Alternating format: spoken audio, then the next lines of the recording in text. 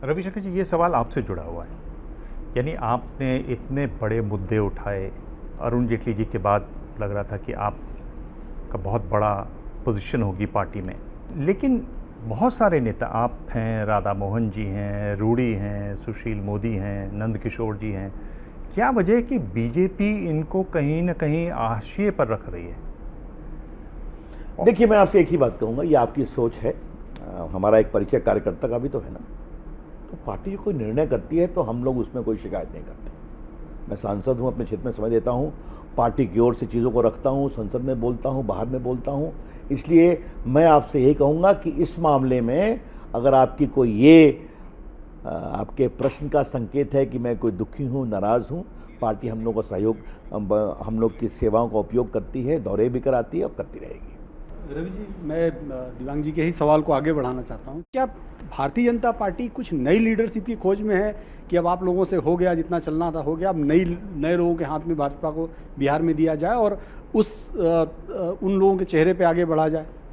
देखिए, मैं फिर कहूँगा, परिवर्तन तो प्रकृति का नियम है, इसमें क्या फर्क पड़ता है? तो इस पर मुझे कुछ नहीं कहना, ये पार्टी का अधिकार है। रविशंकर जी, आप सीधा जवाब नहीं दे रहे हैं।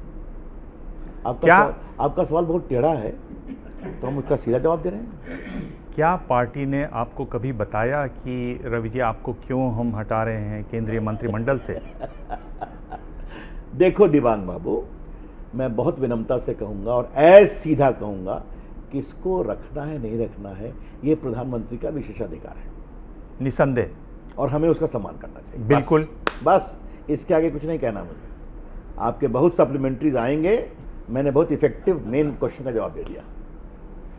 पर आप मंत्री रहे और अच्छे मंत्री रहे, आपको नहीं लगता कि पार्टी की ये जिम्मेदारी भी है कि भाई आपको कम से कम बताएं तो सही? देखिए ये बात थी, मैं पूछ रहा हूँ आपके जितने सवाल होंगे, आपने मुझे अच्छा मंत्री माना, इसके लिए हृदय से धन्यवाद आपको।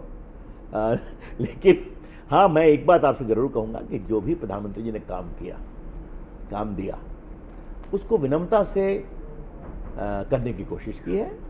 और मुझे बहुत गर्व है कि 3 तलाक ऐसे महत्वपूर्ण मामले को एज ए लॉ मिनिस्टर में लाने का मौका मिला, 1500 कानून को समाप्त किया, डिजिटल इंडिया को सफल करने का कार्यक्रम किया, जो आपके इलेक्ट्रॉनिक मैन्युफैक्चरिंग, दो मोबाइल फैक्ट्री थी 14 में, अब 270 है। आपके ये जो नोएडा जहाँ बैठे हुए हैं ना, इसके आसपास के इलाके में 93 फैक्ट्रियाँ आई हैं। अच्छा लगता है, ये देश के लिए काम करने का अवसर मिला।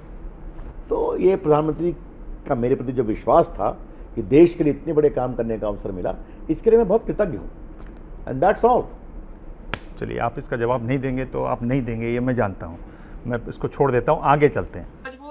क्या मजबूरी है मेरी, बताइए। मैं अभी आपको बताती हूँ कि मैंने ओए होए होए होए, नमकीन के चटकारे लेते हुए टकटकी मार के डिबेट शो को पॉज रिपीट कर करके देख रहे हैं जोगिंदर जी। इनकी तरह आप भी देखें अपने फेवरेट डिबेट्स को रिपीट कर, और डाउनलोड कीजिए एबीपी लाइव ऐप अपने स्मार्ट टीवी पर।